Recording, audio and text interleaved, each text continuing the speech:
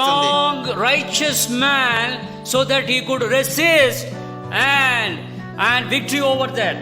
కాబట్టి ఆయన ఎంతో ఆత్మీయుడైన వ్యక్తి కాబట్టి ఎంత అడ్డగింపు వచ్చినప్పటికీ కూడా తన జీవితంలో విజయవంతమైన జీవితాన్ని జీవిస్తూ వచ్చాడు. But you and I, can we resist the work of the devil in our life? కాబట్టి నువ్వు నేను వచ్చేసి దేవుని ఆ యొక్క సాతాను యొక్క కార్యము జరిగించుకోవడానికి అనుమతిస్తున్నామా? Christian life is a processing life. కాబట్టి క్రైస్తవ జీవితం వచ్చేసి కొనసాగే జీవితము.